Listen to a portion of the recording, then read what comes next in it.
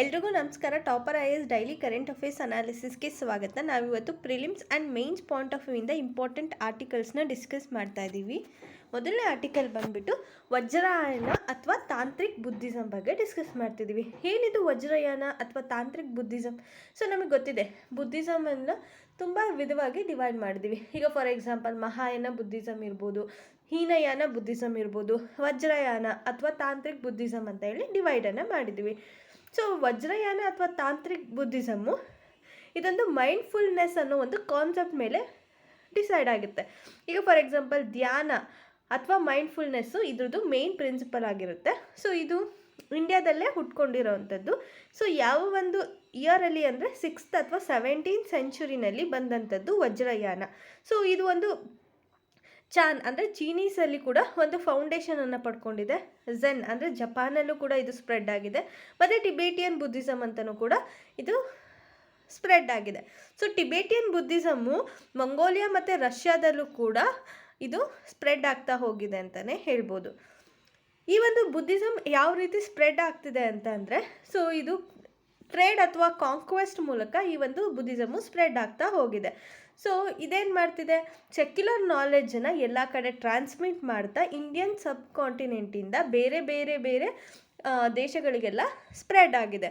So traditional Indian medicine ಇರ್ಬೋದು, ಅಂದರೆ like AYUSH ಇರ್ಬೋದು, ಅಥವಾ ಮ್ಯಾನುಫ್ಯಾಕ್ಚರಿಂಗ್ ಲೈಕ್ ಶುಗರ್ ಇರ್ಬೋದು, ಆಸ್ಟ್ರೋ ಸೈನ್ಸಸ್ ಇರ್ಬೋದು. ಸೊ ಈ ಎಲ್ಲ ಒಂದು ಫೀಲ್ಡ್ ಮೂಲಕನೂ ಕೂಡ ಬುದ್ಧಿಸಮ್ಮು ಟ್ರಾನ್ಸ್ಫರ್ ಆಗ್ತಾ ಹೋಗ್ತಿದೆ. ಸೊ ಚೀನಾ ಈ ಬುದ್ಧಿಸಮ್ನ ಸಾಫ್ಟ್ ಡಿಪ್ಲೊಮಸಿನ ಮೇಂಟೈನ್ ಮಾಡೋದಕ್ಕೋಸ್ಕರ ಯೂಸ್ ಮಾಡ್ತಿದೆ. So with the neighbouring countries. ಇಂಡಿಯಾನೂ ಕೂಡ ಬುದ್ಧಿಸಮ್ನ ಯೂಸ್ ಮಾಡಿಕೊಂಡು ಬುದ್ಧಿಸ್ಟ್ ಟೂರಿಸ್ಟ್ ಸರ್ಕ್ಯೂಟ್ಸ್ನ ಡೆವಲಪ್ ಮಾಡ್ತಿದೆ. ಸೊ ಇದರಿಂದ ಏನಾಗ್ತಿದೆ, ಪೀಪಲ್ ಟು ಪೀಪಲ್ ಕನೆಕ್ಷನನ್ನು ಎಸ್ಟಾಬ್ಲಿಷ್ ಮಾಡೋದಕ್ಕೆ ಸಾಧ್ಯ ಆಗ್ತಿದೆ. ಸೊ ಏಷ್ಯನ್ ಕಂಟ್ರಿ ಜೊತೆಗೆ ಶಾಂಘಾಯಿ ಕೋಆಪರೇಷನ್ ಆರ್ಗನೈಸೇಷನ್ ನೇಷನ್ಸ್ ಜೊತೆಗೆ ಒಂದು ಪೀಪಲ್ ಟು ಪೀಪಲ್ ಕನೆಕ್ಟನ್ನು ಎಸ್ಟಾಬ್ಲಿಷ್ ಮಾಡೋದಕ್ಕೆ ಈ ಒಂದು ಬುದ್ಧಿಸ್ಟ್ ಟೂರಿಸ್ಟ್ ಸರ್ಕ್ಯೂಟು ತುಂಬ ಹೆಲ್ಪ್ ಮಾಡ್ತಿದೆ ಅಂತಲೇ ಹೇಳ್ಬೋದು. ನೆಕ್ಸ್ಟ್ ಆರ್ಟಿಕಲಿಗೆ ಹೋಗೋದಾದರೆ ಪ್ಲೇಸಸ್ ಇನ್ ನ್ಯೂಸ್. ಯಾವ ಒಂದು ಪ್ಲೇಸ್ ನ್ಯೂಸಲ್ಲಿದೆ ಅಂದರೆ, ಸಿಟಿ ಆಫ್ ಲಕ್ಸರ್ ಇರ್ಬೋದು, Karnak, Thebes, avenue of the sphinxes, way of the rams associated with the Egypt tourism. So ಅಂದರೆ ಇದು ಈಜಿಪ್ಟ್ ಟೂರಿಸಮ್ ಜೊತೆಗೆ ಅಸೋಸಿಯೇಟ್ ಆಗಿದೆ ಅಂತಲೇ ಹೇಳ್ಬೋದು. ಸೊ ಈ ಪ್ಲೇಸಸ್ಸು ಎಲ್ಲಿ ಬರುತ್ತೆ, ಯಾವ ಕಾಂಟಿನೆಂಟಲ್ಲಿ ಬರುತ್ತೆ, ಅದನ್ನು ನೀವು ಮ್ಯಾಪಿಂಗ್ ಮಾಡಿ ಇಟ್ಕೊಳ್ಬೇಕಾಗುತ್ತೆ.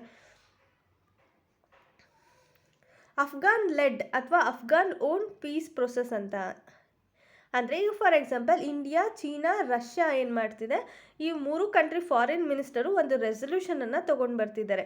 ಏನಕ್ಕೋಸ್ಕರ ಅಂದರೆ Afghan led and Afghan own peace ಪ್ರೊಸೆಸ್ಸಿಗೋಸ್ಕರ. ಸೊ ಇದು ತುಂಬ ಸಲ ರಿಪೀಟ್ ಆಗ್ತಿದೆ. ಏನಕ್ಕೋಸ್ಕರ ಅಂದರೆ, ಈವನ್ ಡೆಲ್ಲಿ ಡಿಕ್ಲರೇಷನ್ನು ಕೂಡ ಈ ಒಂದು ಅಫ್ಘಾನ್ ಓನ್ ಪೀಸ್ ಪ್ರೊಸೆಸ್ ಬಗ್ಗೆ ನಾವು ಆಲ್ರೆಡಿ ಡಿಸ್ಕಸ್ ಮಾಡಿದ್ದೀವಿ. ಸೊ ಅದೇ ಪಾಯಿಂಟ್ಸು ಇದರಲ್ಲೂ ರಿಪೀಟ್ ಆಗಿರೋದ್ರಿಂದ ನೀವು ಡೆಲ್ಲಿ ಡಿಕ್ಲರೇಷನ್ಸ್ನ ಓದಿದ್ರೆ ಇದಕ್ಕೂ ಅದೇ ಪಾಯಿಂಟ್ಸನ್ನು ಯೂಸ್ ಮಾಡ್ಬೋದು ಅಂತಲೇ ಹೇಳ್ಬೋದು. So major terror events. ಏನಿದು ಟೆರರ್ ಇವೆಂಟ್ಸ್ ಅಂದರೆ, ಸೊ ಇಂಡಿಯಾದಲ್ಲಿ ಆಗಿರ್ಬೋದು, ಆಲ್ ಓವರ್ ದ ವರ್ಲ್ಡಲ್ಲಿ ಆಗಿರೋಂಥ ಮೇಜರ್ ಟೆರರ್ ಇವೆಂಟ್ಸ್ ಬಗ್ಗೆ ನಾವಿಲ್ಲಿ ಡಿಸ್ಕಸ್ ಮಾಡ್ತಾಯಿದ್ದೀವಿ. ಸೊ ಮೊದಲನೇದು 11th ಸೆಪ್ಟೆಂಬರ್ 2001 ಅಂದರೆ 9/11 ಅಟ್ಯಾಕ್ ಅಂತಲೇ ಇದನ್ನು ಕನ್ಸಿಡರ್ ಮಾಡ್ತೀವಿ. ಸೊ ಇದು ಎಲ್ಲಾಗಿತ್ತು ಅಂದರೆ ಅಮೇರಿಕನ್ ವರ್ಲ್ಡ್ ಟ್ರೇಡ್ ಸೆಂಟರ್ ಮೇಲೆ ಅಟ್ಯಾಕ್ ಆಗಿತ್ತು. ಸೊ ಇದು ಅಮೇರಿಕನ್ ಇನ್ವಾಷನ್ ಆನ್ ಅಫ್ಘಾನಿಸ್ತಾನ್. ಸೊ ಅಫ್ಘಾನಿಸ್ತಾನಲ್ಲಿ ಇನ್ವೇಸ್ಟ್ ಮಾಡಿದ್ರಿಂದ ಅಮೇರಿಕನ್ಸು, ಸೊ ಇದು ಆಗಿತ್ತಂತ ಹೇಳ್ತಿದ್ದಾರೆ. ನೆಕ್ಸ್ಟ್ ಆರ್ಟಿಕಲಿಗೆ ನೆಕ್ಸ್ಟ್ ಅಟ್ಯಾಕ್ ಯಾವಾಗ ಆಗಿತ್ತು ಅಂದರೆ 13 ಡಿಸೆಂಬರ್ 2001ನಲ್ಲಿ ಇದು ಇಂಡಿಯನ್ ಪಾರ್ಲಿಮೆಂಟ್ ಮೇಲೆ ಆಗಿದ್ದಂಥ ಟೆರರಿಸ್ಟ್ ಅಟ್ಯಾಕ್ ಅಂತಲೇ ಹೇಳ್ಬೋದು. ಸೊ ನೆಕ್ಸ್ಟ್ 26 ನವೆಂಬರ್ 2018ನಲ್ಲಿ ಇದನ್ನು 26/11 ಅಟ್ಯಾಕ್ ಅಂತಲೇ ಫೇಮಸ್ ಆಗಿ ಕರಿತೀವಿ. ಸೊ ಇದು Mumbai attack by the terrorist. 2012ರಲ್ಲಿ ಅಜ್ಮಲ್ ಕಸಬ್ನ ಹ್ಯಾಂಗ್ ಮಾಡಲಾಗುತ್ತೆ ಈ ಒಂದು ಅಟ್ಯಾಕಿಗೋಸ್ಕರ. Smart cities project. ಏನಿದು ಸ್ಮಾರ್ಟ್ ಸಿಟೀಸ್ ಪ್ರಾಜೆಕ್ಟ್ ಅಂದರೆ, so ministry of housing and urban affairs ಏನಿದೆಯಲ್ಲ, ಅದು ಇಂಟಿಗ್ರೇಟೆಡ್ ಕಮಾಂಡ್ ಆ್ಯಂಡ್ ಕಂಟ್ರೋಲ್ ಸೆಂಟರ್ಸನ್ನು ಎಸ್ಟಾಬ್ಲಿಷ್ ಮಾಡಬೇಕಂತ ಹೇಳಿ ಅಂದ್ಕೊಂಡಿದೆ. ಸೊ ಏನಕ್ಕೋಸ್ಕರ ಈ ಒಂದು ಇಂಟಿಗ್ರೇಟೆಡ್ ಕಮಾಂಡ್ ಆ್ಯಂಡ್ ಕಂಟ್ರೋಲ್ ಸೆಂಟರ್ನ ಎಸ್ಟಾಬ್ಲಿಷ್ ಮಾಡ್ತಿದ್ದಾರೆ ಅಂದರೆ, ಸೊ ಈ ಅಥಾರಿಟೀಸ್ ಮೂಲಕ ವೇರಿಯಸ್ ಅಮ್ಯುನಿಟೀಸ್ನ ಮಾನಿಟರ್ ಮಾಡಬೇಕು, ಅದ್ರದ್ದು ಸ್ಟೇಟಸ್ ಏನಿದೆ ಅನ್ನೋದನ್ನು ಮಾನಿಟರ್ ಮಾಡಬೇಕು ಅನ್ನೋ ಉದ್ದೇಶದಿಂದ ಈ ಒಂದು ಇಂಟಿಗ್ರೇಟೆಡ್ ಕಮಾಂಡ್ ಆ್ಯಂಡ್ ಕಂಟ್ರೋಲ್ ಸೆಂಟರ್ಸ್ನ ಎಸ್ಟಾಬ್ಲಿಷ್ ಮಾಡ್ತಿದ್ದಾರೆ. ಇನ್ ರಿಯಲ್ ಟೈಮಲ್ಲಿ ಇದನ್ನು ಮಾನಿಟರ್ ಮಾಡಬೇಕನ್ನೋದೇ ಇದ್ದು ಮೇನ್ ಉದ್ದೇಶ. ಸೊ ಇನಿಷಿಯಲ್ ಏಮ್ ಏನು ಅಂದರೆ ಇದು controlling and monitoring of water, power supply, sanitation, traffic movement, integrated building management, city connectivity and internet architecture. So ಇದಿಷ್ಟನ್ನು ರಿಯಲ್ ಟೈಮಲ್ಲಿ ಮಾನಿಟರ್ ಮಾಡೋದಕ್ಕೋಸ್ಕರ ಈ ಒಂದು ಇಂಟಿಗ್ರೇಟೆಡ್ ಕಮಾಂಡ್ ಆ್ಯಂಡ್ ಕಂಟ್ರೋಲ್ ಸೆಂಟರ್ಸ್ನ ತೊಗೊಂಡು ಬಂದಿದ್ರು. ಇವಾಗ ಈ ಕಾನ್ಸೆಪ್ಟ್ ಜೊತೆಗೆ ಈಗ ಫಾರ್ ಎಕ್ಸಾಂಪಲ್ ವಾಟರ್ ಇರ್ಬೋದು, ಅಥವಾ power supply, sanitation, traffic movement, integrated building management, city connectivity, internet infrastructure, ಈ ಇಷ್ಟು ಸಬ್ಜೆಕ್ಟ್ ಜೊತೆಗೆ ಇನ್ನೂ ಕೆಲವೊಂದು ಪ್ಯಾರಾಮೀಟರ್ಸ್ನ ಆ್ಯಡ್ ಮಾಡ್ತಿದ್ದಾರೆ. ಸೊ ಯಾವ್ದ್ಯಾವುದು ಅಂದರೆ, ಸೊ ಈ ಒಂದು CCTNS ಅಂದರೆ crime and criminal tracking networks ಸಿಸ್ಟಮ್ನ ಈ ಒಂದು ಮಿನಿಸ್ಟ್ರಿ ಆಫ್ ಹೋಮ್ ಅಫೇರ್ಸ್ ಅಂಡರಲ್ಲಿ ಸೊ ಇದಕ್ಕೆ ಲಿಂಕ್ ಮಾಡ್ತಿದ್ದಾರೆ. ಸೊ ಅಂದರೆ CCTNS ಅನ್ನು ಕೂಡ ಈ ಒಂದು ಇಂಟಿಗ್ರೇಟೆಡ್ ಕಮಾಂಡ್ ಆ್ಯಂಡ್ ಕಂಟ್ರೋಲ್ ಸೆಂಟರ್ಸ್ಗೆ ಲಿಂಕ್ ಮಾಡ್ತಿದ್ದಾರೆ. ಸೊ ಹಾಗಾಗಿ ಇದು ಕೂಡ ಇನ್ಮೇಲೆ ಇದ್ರ ಅಂಡರಲ್ಲಿ ಬರುತ್ತೆ ಅಂತಲೇ ಹೇಳ್ಬೋದು. ಸೊ ಇದು ಮಿನಿಸ್ಟ್ರಿ ಆಫ್ ಹೋಮ್ ಅಫೇರ್ಸ್ ಅಂಡರಲ್ಲಿ ಇದ್ದಿದ್ದಂಥದ್ದು. ನೆಕ್ಸ್ಟ್ ಆರ್ಟಿಕಲಿಗೆ ಹೋಗೋದಾದರೆ ಡಿಸಾಸ್ಟರ್ ಅಂದರೆ ಈಗ ರೀಸೆಂಟಾಗಿ UKದಲ್ಲಿ ಸ್ಟೋಮ್ R1 ಆಗಿದೆ. ಸೊ ಹಾಗಾಗಿ ಇದು ನ್ಯೂಸಲ್ಲಿದೆ. ಸೊ ಇದ್ರ ಬಗ್ಗೆ ಕೆಲವೊಂದು ಪಾಯಿಂಟ್ಸನ್ನು ತಿಳ್ಕೊಳ್ಬೇಕಾಗುತ್ತೆ.